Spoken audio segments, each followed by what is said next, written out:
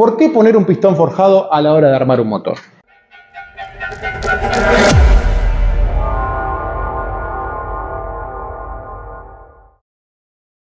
Bueno, una de las características principales del pistón forjado versus el pistón fundido es que tiene mucha mayor resistencia que se la da el método de fabricación. En la forja es una prensa donde se pone el tocho de aluminio y a alta temperatura y presión se provoca la deformación del pistón y se le da la forma aproximada. Después se lo va a mecanizar y se le da las terminaciones finales. Pero ese material ya va a estar comprimido con una mayor resistencia que el pistón fundido, que solo consiste en verter el aluminio en un molde por gravedad.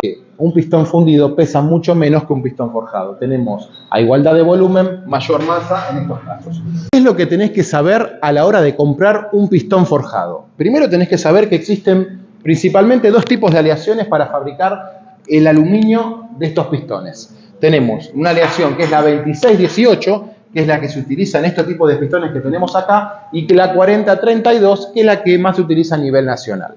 La 2618 tiene mayor cobre y es por eso que estos pistones requieren mucha más luz que los otros pistones de aleación de 4032. El 4032 tiene un 11% de silicio aproximadamente, que es lo que hace que el pistón tenga menos dilatación. Es por eso que van a ver que algunos pistones en frío, cuando arrancamos el motor, hacen más ruido que otros. Estos son el caso de los pistones que van a hacer más ruido, porque como nos indica el fabricante, requiere una luz de mínimo 1/10.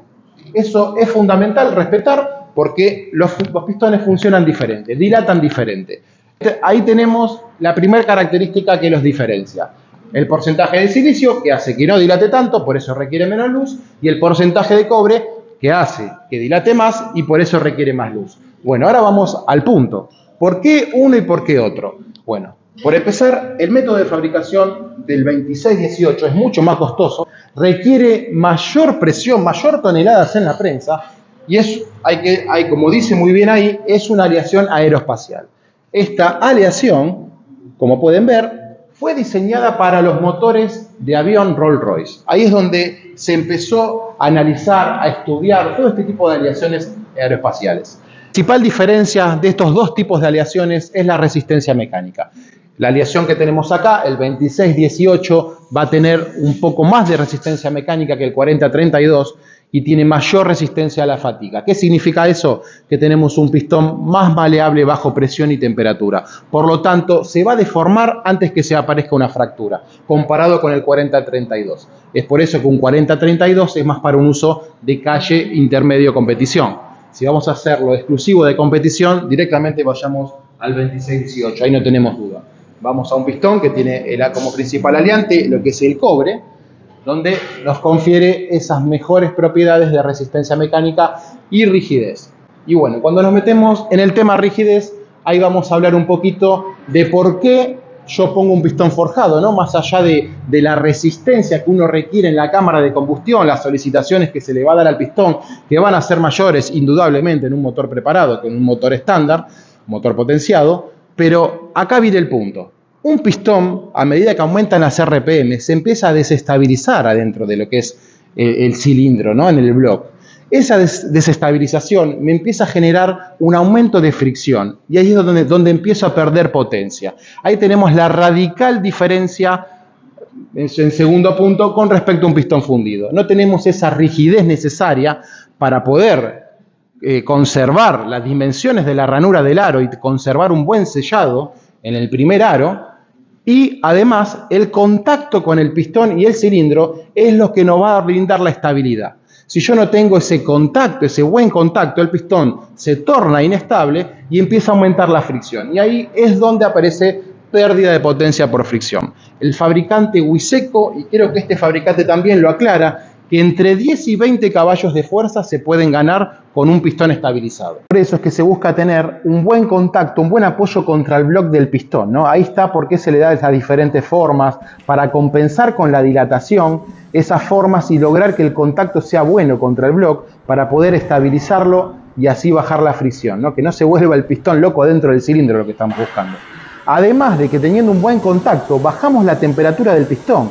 Eso es importante. La resistencia del pistón, de un pistón de aluminio, baja con el aumento de temperatura. Y si nosotros logramos enfriarlo, vamos a poder poner un pistón más liviano, con menos masa, haciendo que resista más con menos temperatura. Así que eso es el punto y por qué se utilizan enfriadores de aceite y todas esas cosas que se buscan a la hora de diseñar un motor, ¿no? Esas son las características más importantes que tenés que saber.